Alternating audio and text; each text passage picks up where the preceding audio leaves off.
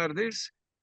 Les damos a todos y a todas las notarias de Colombia y los empleados de todas las notarías de Colombia una bienvenida muy importante a esta conferencia tan trascendental de preparación de los notarios y notarias de Colombia para el concurso notarial que se aproxima. Para mí es un honor presentar a un compañero de la Universidad Externado de Colombia, el doctor Sergio Casas. Sergio es un estudioso del derecho contractual y contencioso administrativista. Fue socio de la empresa o de la firma de abogados con el doctor Juan Carlos Henao, por todos conocido, ya fallecido ex rector de la Universidad Externado de Colombia. Sergio estudió en Londres. Sergio es un estudioso del derecho administrativo, profesor universitario, especializado tanto en el Externado de Colombia como en Londres. Su experiencia como abogado litigante en lo contencioso administrativo lo lleva a ser hoy reconocido en el país como uno de los mejores abogados para el tema contencioso administrativo. La conferencia de hoy es sumamente importante.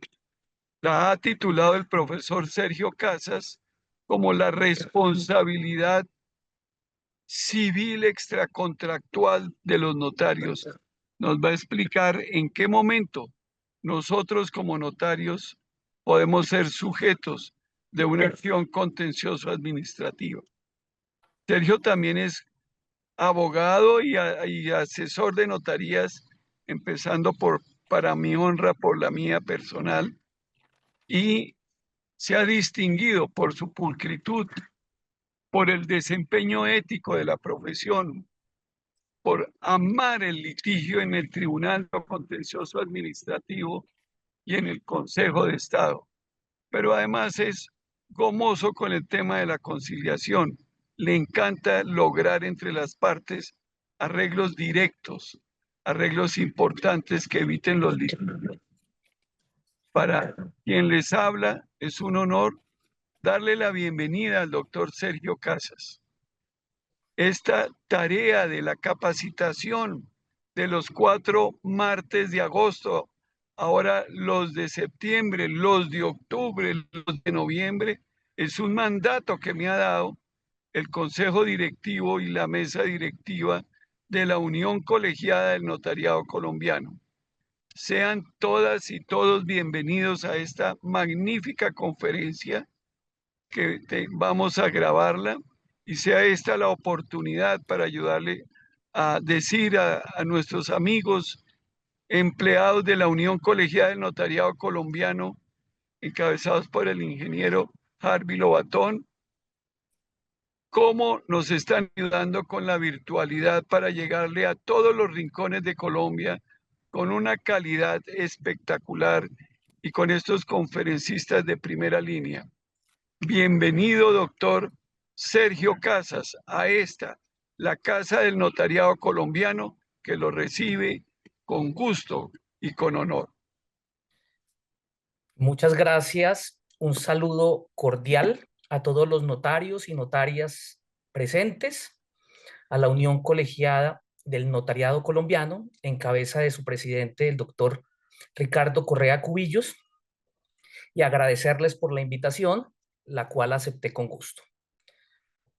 Al recibir la invitación y aceptarla, lo primero que me planteé fue, ¿cuál es el objetivo de esta conversación? Y la respuesta fue sencilla. Es una capacitación. Por eso opté por dividir esta presentación en 2 partes. Una general, teórica, que permita reforzar, recordar y precisar conceptos. Y una segunda parte relacionada con los aspectos especiales que rodean la responsabilidad civil del notario. Voy a señalar algo particular y es que mi presentación la haré en 1 hora por 2 razones fundamentales.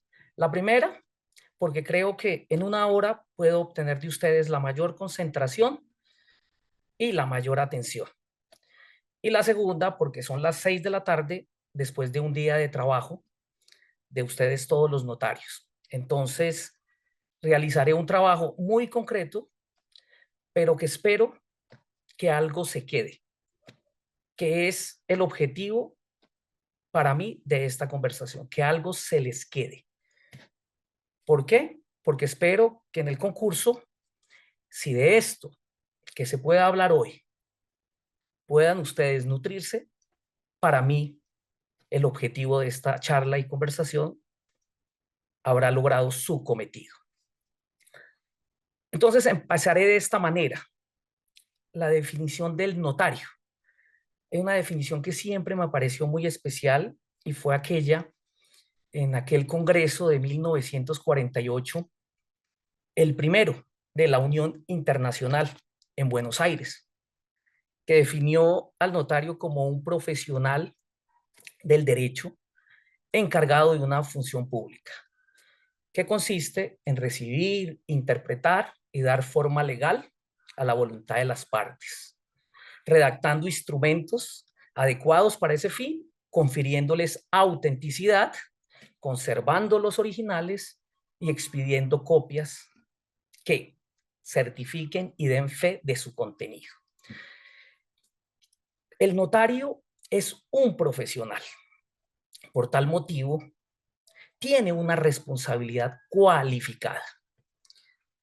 Y uno de los aspectos más relevantes es lo debidamente cualificado que son los notarios. El notario camina por todos los códigos del derecho. El Código Civil, libro primero de las personas, que son las personas, los sujetos del derecho. Su estado civil, el matrimonio. El libro segundo del Código Civil, los bienes. ¿Qué son los bienes? El objeto del derecho. Todo aquello que ese sujeto del derecho necesita para satisfacer sus necesidades. Ese libro segundo se ocupa de dividir y clasificar esos bienes, de señalar los derechos reales y los modos de adquirir el derecho real de dominio o las formas jurídicas a través de las cuales esos sujetos de derecho adquieren la propiedad. El libro tercero, la sucesión por causa de muerte, otro modo de adquirir el derecho real de dominio. Es decir, al igual que el libro segundo se ocupa, el tercero también de los modos de adquirir el derecho real de dominio. Pero teniendo en cuenta la complejidad de esa materia, se le asignó un título completo. El libro cuarto, de las obligaciones, de sus fuentes, los contratos. El notario camina todo el Código Civil. El notario es un particular que ejerce y es encargado de una función pública. Por tal motivo, su interrelación con las entidades públicas, como la Superintendencia de Notariado y Registro, quien lo vigila y lo controla, la Registraduría Nacional del Estado Civil y demás entidades públicas. Por tal motivo, el notario camina por la Ley 1437 de 2011. El notario, al ejercer esa función pública, necesita un espacio donde la deba y pueda ejercer. Y para eso necesita ese espacio, pero también necesita unos colaboradores, unos trabajadores. Por tal motivo, el notario camina por el Código Sustantivo del Trabajo. Al ser empleador, se convierte en un empresario. Por tal motivo, debe tener conocimientos de administración. Y en ese ejercicio de la administración, debe tener conocimientos financieros. De igual manera, debe caminar por el estatuto tributario. En últimas, estamos ante un verdadero profesional del derecho. No obstante lo anterior, debe tener un conocimiento del derecho notarial y registral. ¿Qué es el derecho notarial y registral? Ese conjunto de reglas, doctrinas, conceptos, normas que regulan la organización del notariado. Debe tener conocimiento de eso, profundo. También de la función notarial. Debe tener conocimiento de la función notarial y de la teoría general del instrumento público. En ese sentido, es abrumadora y abundante la información y el conocimiento que debe tener un notario en el ejercicio de su actividad notarial. Por tal motivo, su responsabilidad es cualificada, especial por ser un profesional. En ese sentido, como les dije de manera previa, voy a dividir mi presentación en dos partes. Esa presentación general teórica sobre la responsabilidad. ¿Qué es la responsabilidad? La responsabilidad es algo muy sencillo. Es la obligación de indemnizar un daño injustamente causado. Esa es la responsabilidad. Sin duda, una de las instituciones de mayor relevancia en el campo del derecho, porque la responsabilidad es transversal. Siempre cualquier situación jurídica puede terminar en responsabilidad. Si le incumple a un trabajador, surge responsabilidad en materia laboral. Si causa un daño antijurídico, surge una responsabilidad civil extracontractual del Estado. Si incumple una obligación fiscal, hay una responsabilidad fiscal. Y así sucesivamente. Entonces, es sin duda alguna una de las instituciones más importantes del derecho por su carácter transversal. Atraviesa todas las ramas del derecho. Esa responsabilidad se encuentra integrada por tres elementos. En el camino que debemos recorrer en la responsabilidad deben estar presentes siempre tres elementos. Siempre lo dejo entre paréntesis porque lo voy a señalar más adelante. El primer elemento, que yo llamaría punto A, es el daño. Debe haber un daño. El segundo elemento inmanente de la responsabilidad, yo llamo punto B, es la imputación, o para precisar los conceptos, lo llamaríamos también nexo causal. Y el tercer elemento, que denominaríamos fundamento del deber de reparación. Esos tres elementos, una vez integrados y recorrido punto A, punto B y punto C, surge la obligación de resarcir ese daño causado. Si yo de esos tres elementos retiro el primer elemento, el daño, no lo puedo probar, no lo puedo acreditar, de suyo no puedo pasar al punto 2 o punto B. ¿Por qué? Porque sin daño no hay responsabilidad. Pero si retiro el de la causalidad o imputación, tampoco habrá responsabilidad. Es decir, la presencia de los elementos es esencial para la configuración de la responsabilidad y la declaratoria. Y por ende, la obligación de resarcir el daño causado. En ese sentido, nos remitiremos al primer elemento, el daño. ¿Qué es el daño?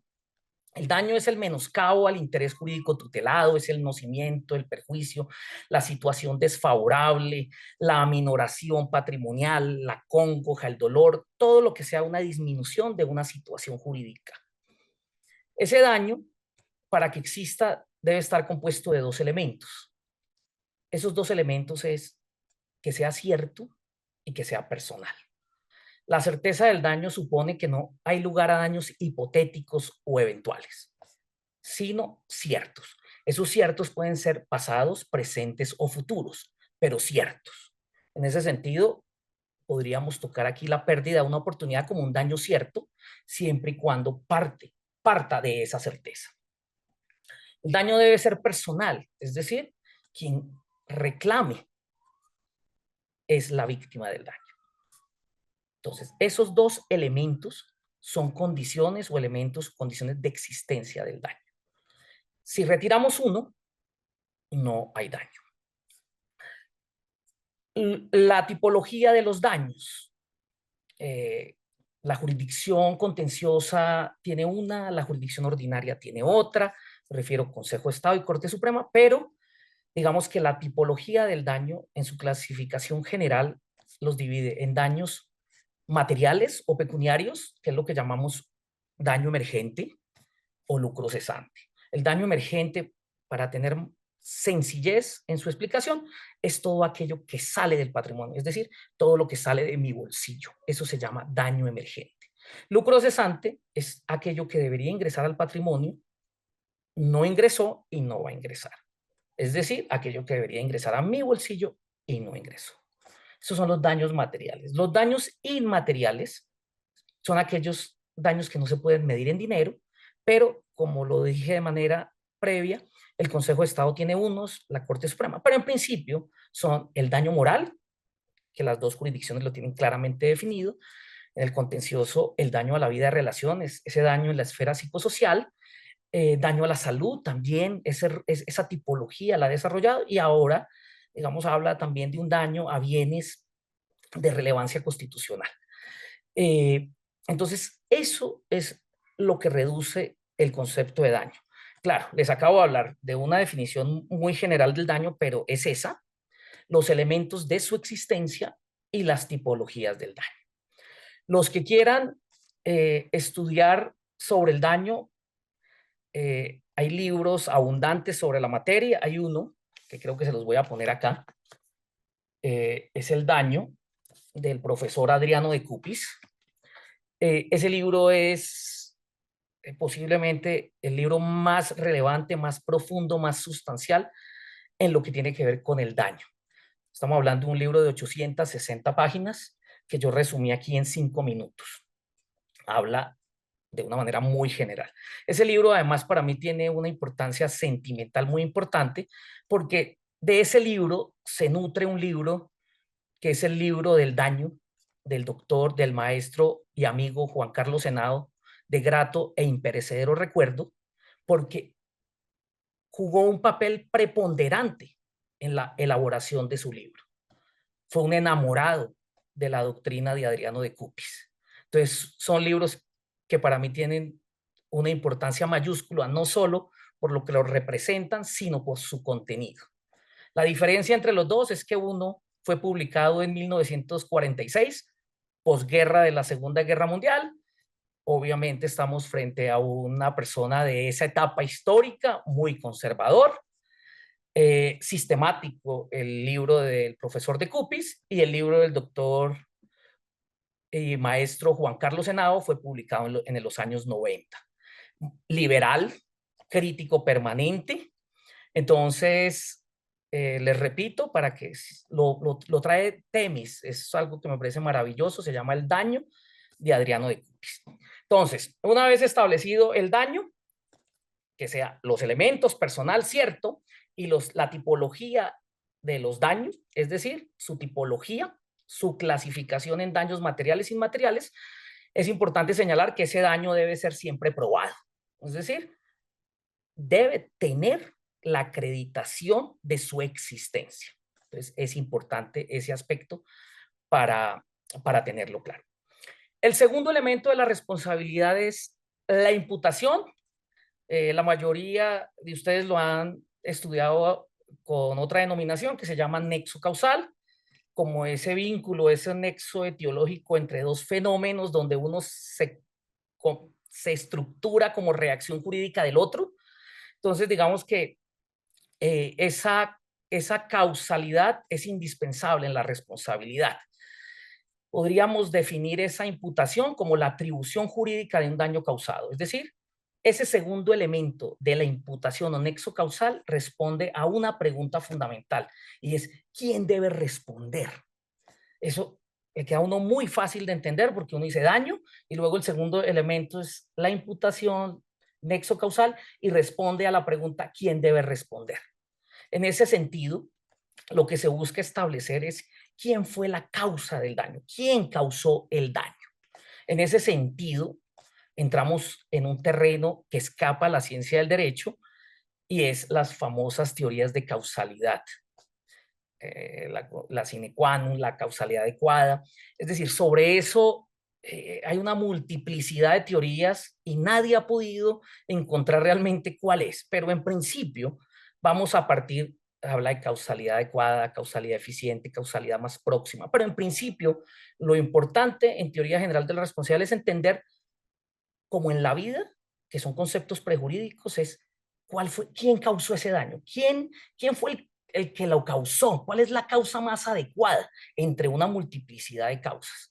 Entonces, en ese terreno entramos en la imputación. Entonces, aquí voy a traer un poco un ejemplo que lo quería tocar en la segunda etapa, pero creo que es relevante tenerlo en cuenta acá. El notario. Entonces, hay un daño, se le va a imputar el daño, es decir, ¿quién debe responder? Y se da esta respuesta, el notario. Entonces, el notario, inmediatamente dentro de su estructura, lo que va a analizar es, bueno, ¿yo causé ese daño? La respuesta va a ser sí, yo fui. Bueno, puede ser, pero puede decir, no, yo no lo causé. Lo causó un tercero, lo causó el mismo usuario. Entonces entramos en el terreno de las teorías de causalidad y de las causales exonerativas de responsabilidad. Caso fortuito, fuerza mayor, hecho o culpa de la víctima y hecho de un tercero. En ese sentido, uno podría entender que en el ejercicio de la actividad notarial no es posible estructurar una fuerza mayor, un caso fortuito, pero si se estructura y se establecen los elementos que lo componen, pues se estructura esa causal. Pero en principio estamos frente a dos causales, que es culpa de la víctima o hecho de un tercero.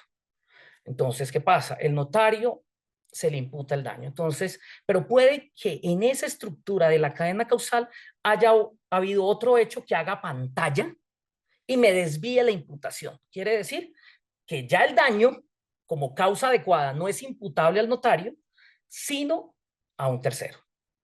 Y ustedes lo viven diariamente. Todos han sido víctimas de conductas ilegales, de delitos, donde hay bandas criminales. Eso es lo que denominamos un tercero, incluso del propio usuario.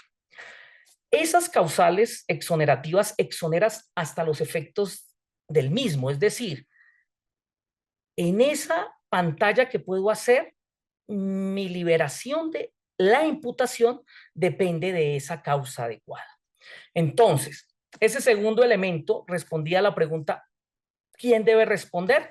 Pues indudablemente lo que se busca establecer es ese ligamen entre el daño y la persona llamada a responder.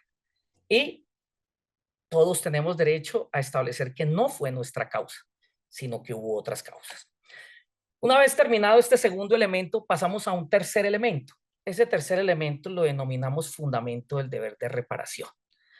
Y en este tercer elemento, para que sea mucho más sencillo, también nos hacemos otra pregunta. ¿Por qué se debe responder?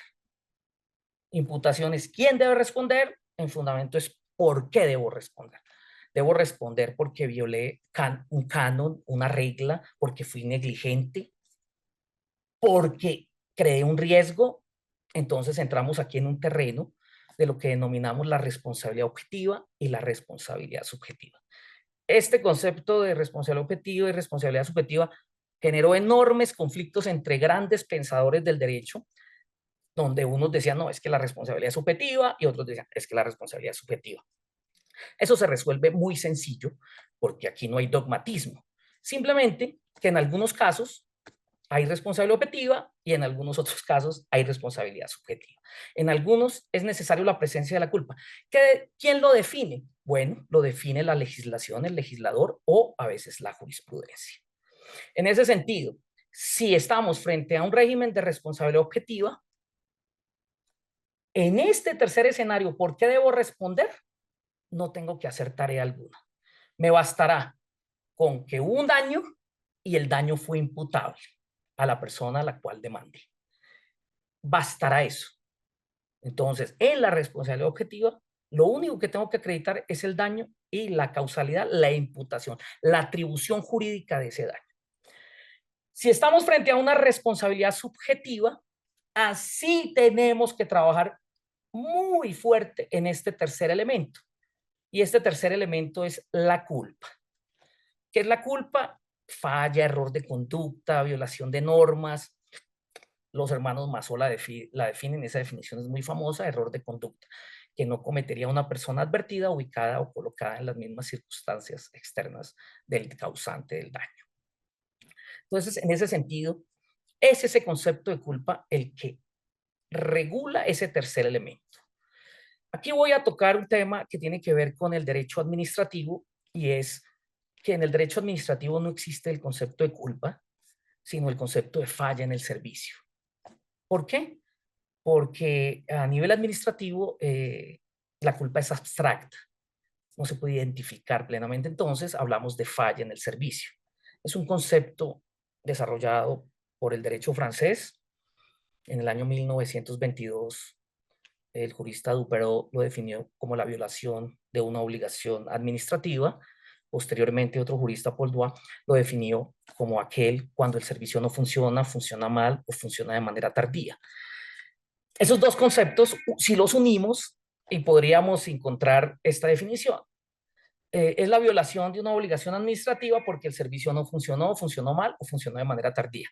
Sin embargo, otros autores franceses en una tesis doctoral le hicieron una crítica, bueno, varios, a esta definición de cuando el servicio no funciona, funciona mal o funciona tardía. Y decía que era caer o ceder ante el facilismo, porque esa definición no definía, sino ejemplificaba. Es decir, planteaba las hipótesis en las cuales el servicio no funcionaba. Entonces se llegó a esta conclusión, a esta definición, o digamos que en términos generales es esta: la violación de los contenidos obligacionales a cargo del Estado.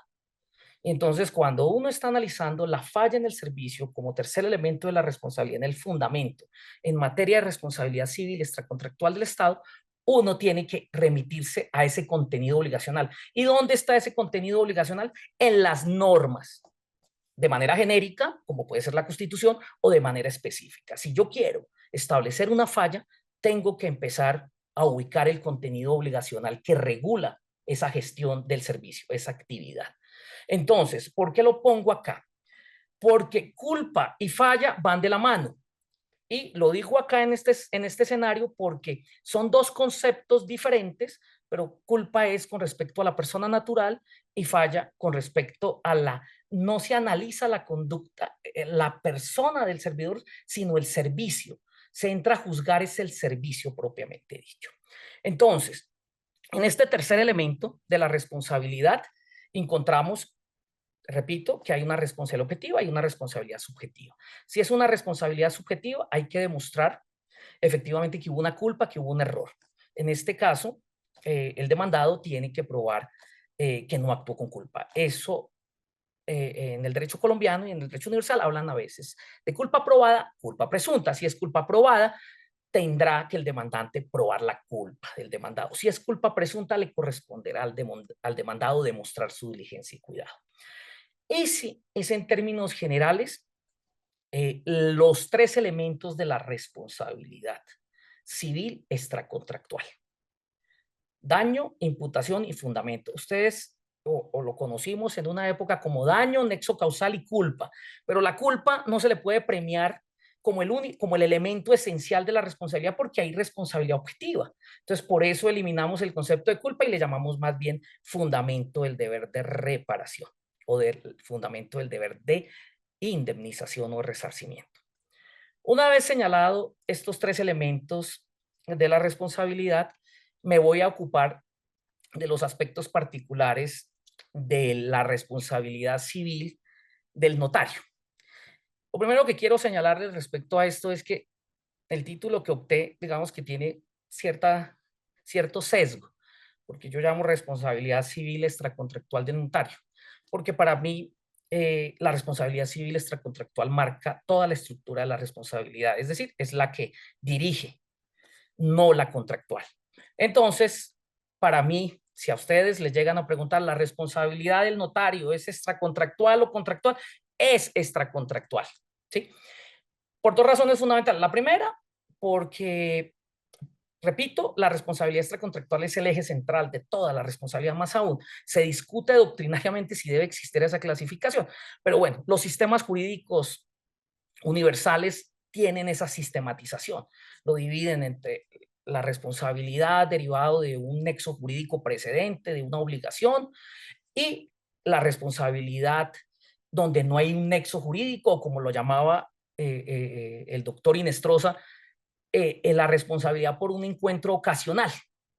Entonces, sí, indudablemente, todos los ordenamientos tienen esa sistematización, pero para mí es la responsabilidad extracontractual. Entonces, ese debate entre si la responsabilidad del notario es contractual, yo me inclino y efectivamente tengo un sesgo en señalar que es una responsabilidad extracontractual. El otro aspecto que me parece relevante respecto a los notarios es todo lo relacionado con la cláusula general de responsabilidad. Nosotros tenemos una cláusula general de responsabilidad del Estado, que es el artículo 90. El Estado responderá por los daños antijurídicos que le sean imputables por la acción o la omisión y posteriormente la acción de repetición. El evento de ser condenado, el Estado podrá repetir contra el funcionario y exige la culpa grave y el dolo. Ese concepto tiene, creo que, importancia en este aspecto notarial por un tema relevante y es la posibilidad que pueda ser objeto de una acción de repetición. Entonces voy a señalar algo que me parece relevante. Cuando se redactó este artículo 90 en la Constituyente del 91, ese artículo se debe al doctor Juan Carlos Esguerra Portocarrero. Se establecía que la repetición funcionara, que no fuera con culpa grave o dolo, sino culpa. Entonces en ese momento saltaron aquellas personas que habían sido funcionarios públicos y dijeron, miren, ustedes de contemplar aquí una culpa y no una culpa grave o dolo, se nos acaba la función pública en Colombia. Nadie va a aceptar un cargo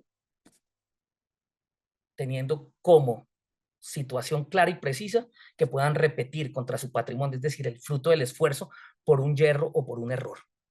¿Por qué? Porque somos seres humanos y en el ejercicio de cualquier actividad nos podemos equivocar y no por eso voy a perder mi patrimonio. ¿Por qué? Porque van a repetir contra mí. Entonces, se explicó muy bien en esa constituyente y se dijo, no, tiene que quedar culpa grave o dolo. A mi modo de ver, eso se ha perdido, digamos, esa estructuración en algunas cláusulas generales de responsabilidad especial. Entonces, esa es la cláusula general de la responsabilidad del Estado y toca al notario porque el notario, a pesar de ser un particular, ejerce esa función pública, esa función notarial, esa fe pública. Y por tal motivo, la realidad práctica en el campo del derecho administrativo y jurídicamente sostenible es que al notario lo demandan ante el contencioso administrativo por vía de reparación directa. Algunos dirían, es un particular, ¿por qué está en el contencioso? Bueno, estamos hablando de fueros de atracción, estamos hablando de muchos elementos, o el llamamiento en garantía, o estamos hablando que el Consejo de Estado tiene una tesis ya debidamente decantada, donde tiene claro que puede llevar particulares, incluso los puede condenar al 100%, y exonerar a las entidades públicas. Entonces, ese aspecto que me parece relevante. Entonces, vamos a entrar a la cláusula general. Si a mí me preguntan o a ustedes les preguntan cuál es la cláusula que determina la responsabilidad del notario, es el decreto 960 del 70 en su artículo 195. Señala más o menos esto. El notario responderá por los daños y perjuicios que le ocasione a los usuarios en la prestación del servicio notarial por culpa o dolo. Ten en cuenta que aquí no incorporaron la culpa grave y el dolo. Yo censuro esa norma, ¿sí? Esa norma es del 70, ¿sí? Si ustedes se dan cuenta, la cláusula general de responsabilidad extracontractual es de la Constituyente del 91. Entonces, eso nos pone en una situación mucho más compleja, porque en una respondemos por culpa grave o dolo y por la otra por culpa. A pesar de que en la nueva normatividad han venido haciendo algo que me parece inaceptable y es estableciendo presunciones de culpa grave, es decir, presumo la culpa por la infracción de la norma. No, eso es un yerro, yo puedo equivocarme en la interpretación, un juez puede proferir una decisión aplicando una norma que no corresponda, eso es lo que fácilmente genera un recurso de casación en jurisdicción ordinaria, eso puede generar una repetición. Un funcionario público puede tomar la decisión de una destitución con base en una interpretación equivocada de la norma, puede suceder en un proceso de selección de contratación. Entonces, digamos que en ese punto creo que ese aspecto no lo comparto. Entonces, tenemos claro que el notario responde por los daños y perjuicios ocasionados a los usuarios, siempre y cuando medie culpa o dolo. En ese sentido, volvemos otra vez a los elementos de responsabilidad. Y aquí sí voy a ser no solo teórico, sino práctico. El primer aspecto es que vamos a estudiar este tema desde la perspectiva de un proceso jurisdiccional. Entonces, demandan al notario. Entonces, el notario inmediatamente le notifican su demanda. Y en esa notificación de demanda señalan que sufrieron un daño que ese daño es imputable a ellos por una negligencia de ellos. Entonces, lo primero que hay que hacer es analizar el daño que están reclamando. Yo tengo que establecer si hay daño, si es cierto, si es personal. Tengo que revisar qué tipo de daños están reclamando: daños materiales, daño emergente, lucro cesante, daños inmateriales, daño moral, daño a la vida de relación, y tengo que tratar de establecer que no hubo daño, o morigerarlo, o disminuirlo, o atenuarlo. Y además, debo precisar su prueba, es decir, si probó el daño. Si no lo probó, pues efectivamente el notario tendrá argumentos para atacar ese daño o eliminarlo. Y al eliminarlo, hasta ahí habrá de llegar ese proceso. Obviamente se proferirá una providencia judicial que diga no se acreditó el daño, no se cumplen con los elementos del daño o no están presentes las diversas tipologías del daño. Entonces, no se probó el daño. Entonces ahí termina. Pero se probó, se acreditó. Entonces entramos al segundo escenario, la imputación. Y en ese sentido la norma no lo dice. El notario responderá por los daños y perjuicios causados. Entonces, en la imputación volvemos al mismo discurso teórico inicial, donde el notario tiene que establecer que su conducta, su error o su yerro, que pudo haberlo cometido, no es la causa adecuada del daño, sino la causa adecuada del daño es el hecho de un tercero, por ejemplo, bandas criminales, un poder espurio a través de la cual se adelantó el trámite de una escritura pública, y tengo que acreditar eso. Tengo que romper esa imputación que están haciendo para poder desplazar el campo de cadena causal y llevarlo a un tercero. Si lo logro hacer en el proceso, no se podrá acreditar ese elemento de la imputación.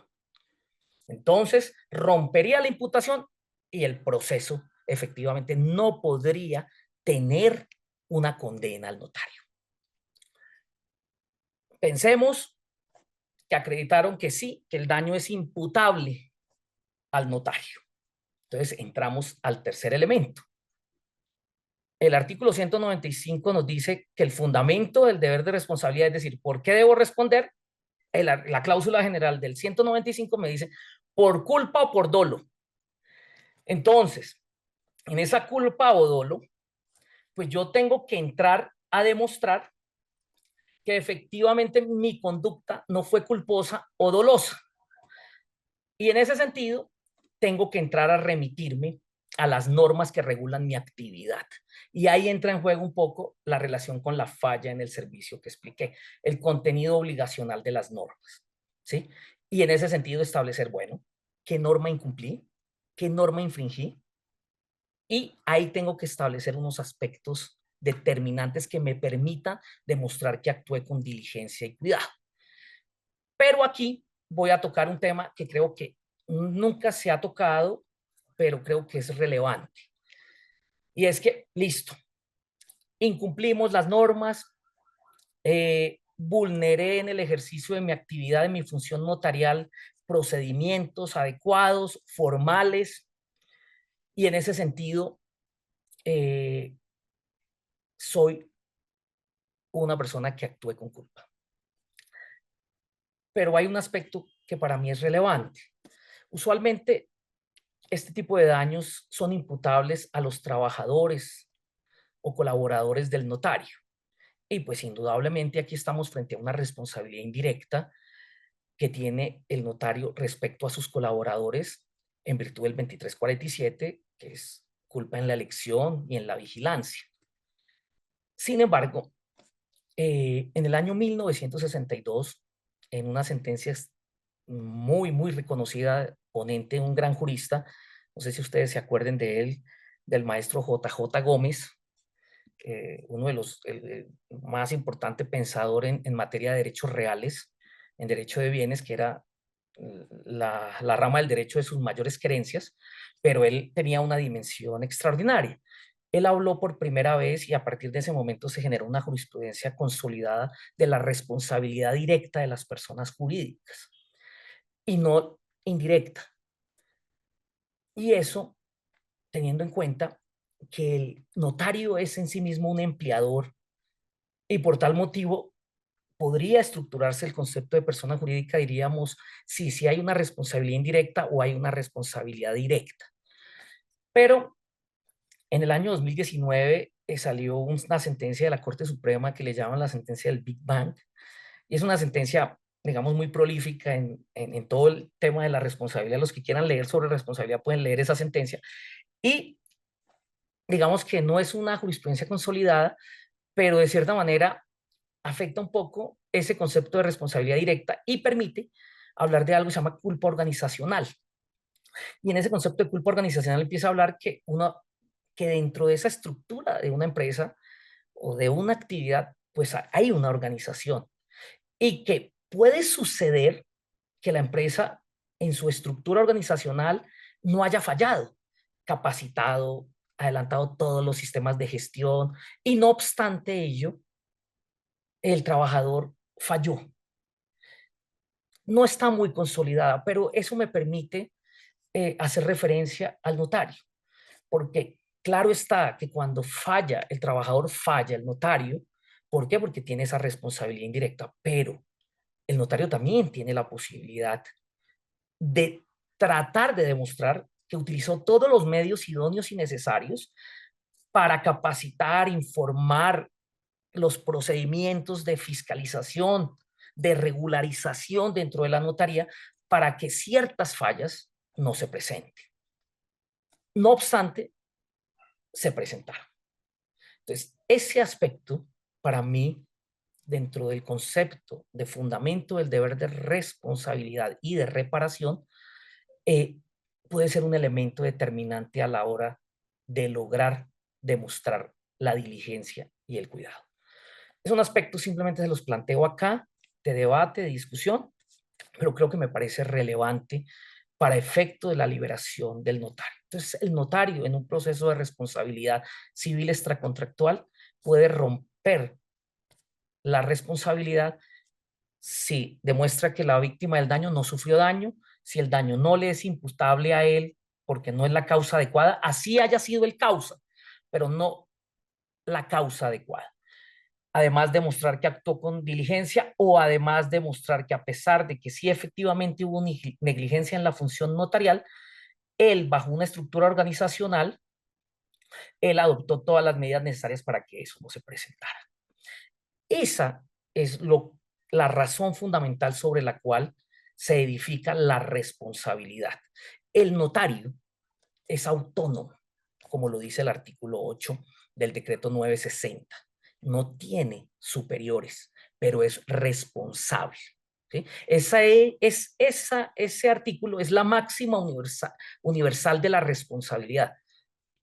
Eres libre en tus actos, esclavo de tus consecuencias. Ese es el principio sobre el cual se enmarca la responsabilidad en todas las esferas del derecho. Y ese artículo 8 del decreto 960 lo dice claramente.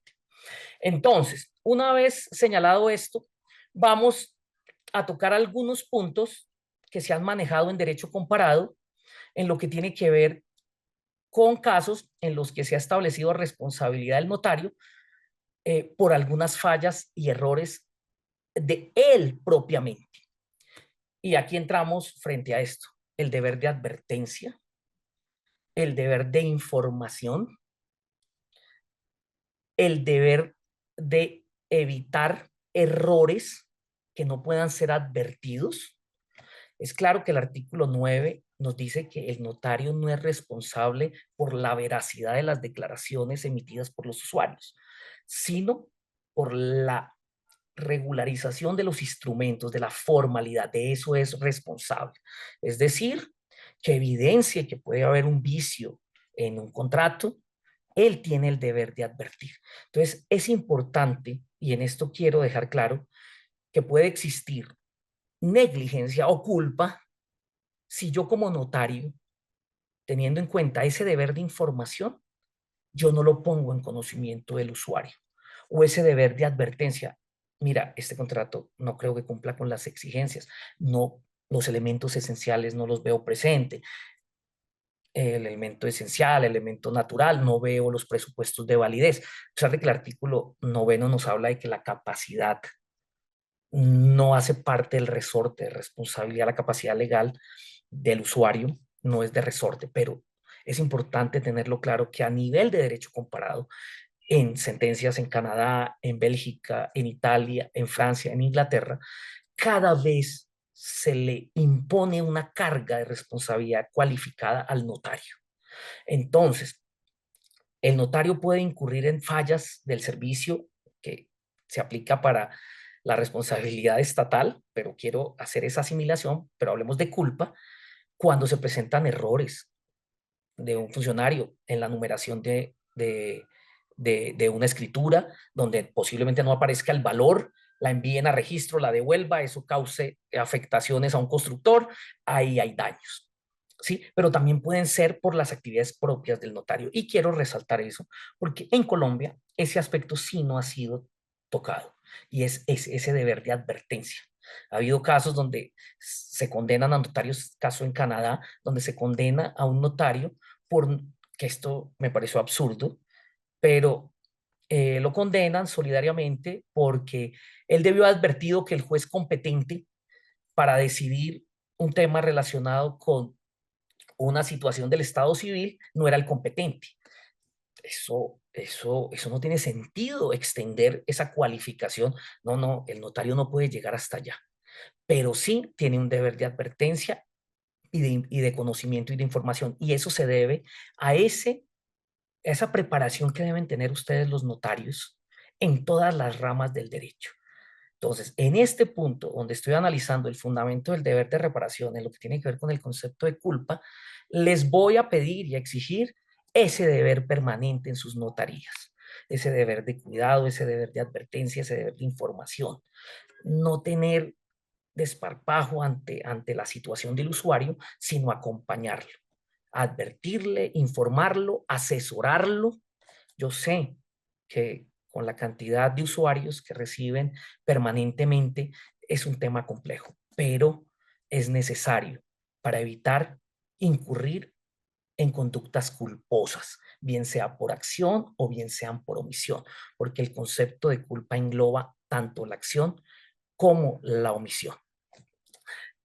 Voy a terminar con un último aspecto que creo que es relevante en el ejercicio práctico, y es, ya lo había señalado, y es la posibilidad de la jurisdicción a través de la cual deba ser juzgado el notario cuando incurre en un daño a un usuario. Y lo concluyo de esta manera, como lo dije, es la vía de reparación directa ante el contencioso administrativo, mediante el cual el demandante ejerce su acción contra la nación, superintendencia de notariado y notario. Usualmente esa es más o menos la estructura que usan los abogados litigantes y vinculan a veces a la registraduría, pero en términos generales, y sobre eso hay una discusión si hay legitimación por pasiva, pero la realidad es que el Consejo de Estado y el tribunal o los juzgados administrativos no se detienen en eso realmente en este momento. Es decir, ellos llegan, el grupo, y determinan a quién le imputan el daño por una culpa o negligencia o una falla en el servicio que sea la causa adecuada del daño. En ese sentido, yo puedo concluir dos aspectos esenciales que pueden ser fundamentales en un concurso de méritos. Uno, tener muy claro la teoría general de la responsabilidad, los elementos, su definición. Uno, la cláusula general de responsabilidad del 195.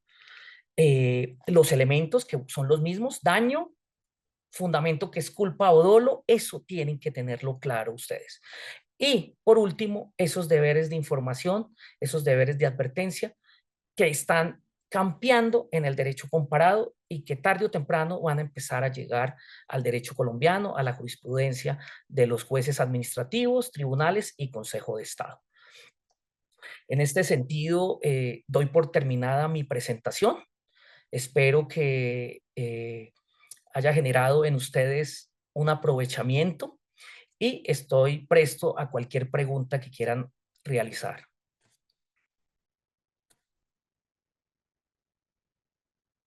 Buenas noches, doctor Sergio. Estoy verificando. Hay una persona con la mano levantada. Voy a darle el micrófono para que pueda hacer la pregunta.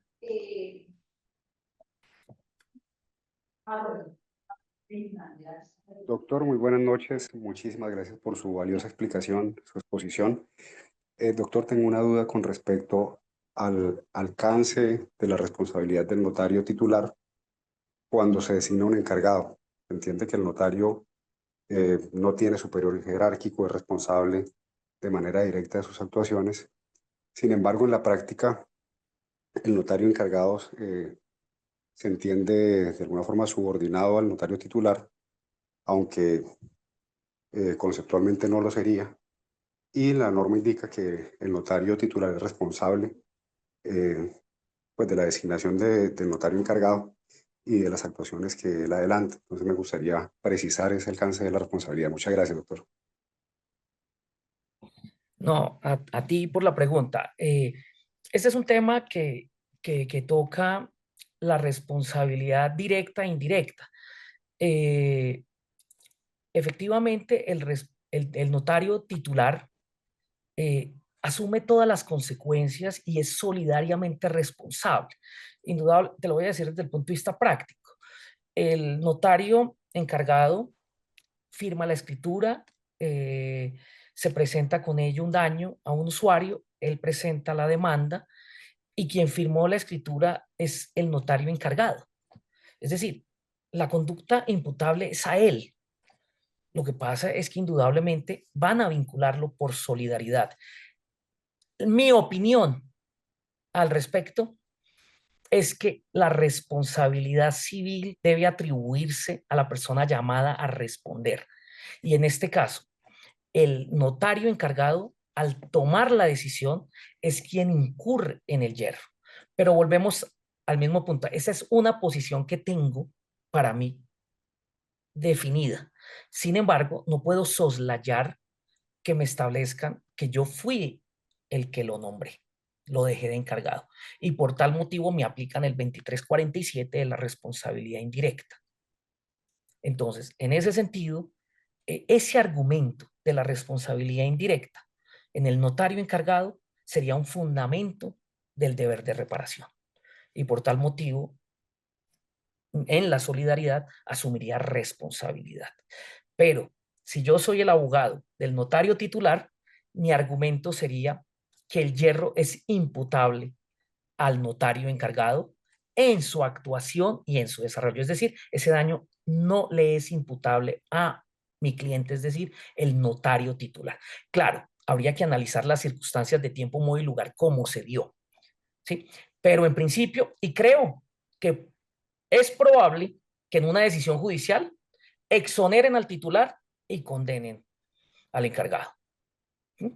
Pero puede estar el escenario que me apliquen el 2347 del Código Civil. Muchas gracias.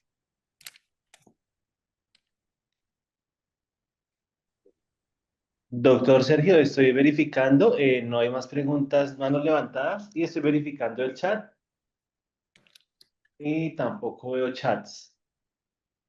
Le quisiéramos preguntar al doctor Sergio Casas si en un repaso que vamos a organizar en el mes de noviembre con conferencistas de 9 de la mañana a 11, de 11 a 1, de 1 a 2, de 3 a 5, nos pudiera dar el gusto y el honor de acompañarnos en ese ciclo que ya es el cierre total de la capacitación de los notarios para enfrentar el examen del ingreso a la carrera notarial. Usted nos puede dar el honor de acompañarnos.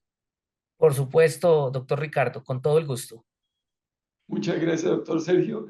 Hemos llegado entonces a la finalización de esta capacitación en donde nos ha honrado con su presencia el profesor Sergio Casas Ortiz, profesor de la Universidad Externado de Colombia, tratadista del Derecho Contencioso Administrativo, abogado litigante, consultor de muchas empresas y consultor de varias notarías, de modo que usted ya es conocido en el ambiente notarial y nos va a honrar con una conferencia próximamente en una reunión de notarios de Cundinamarca que se está también preparando para el mes de noviembre. En nombre del Consejo Directivo de la Unión Colegiada del Notariado Colombiano, le damos las gracias al señor conferencista, el doctor Sergio Casas, a cada uno de los participantes y a los empleados de la Unión Colegiada del Notariado Colombiano que hicieron posible esta videoconferencia. Muchísimas gracias y muy buenas noches. Muchísimas gracias a ustedes.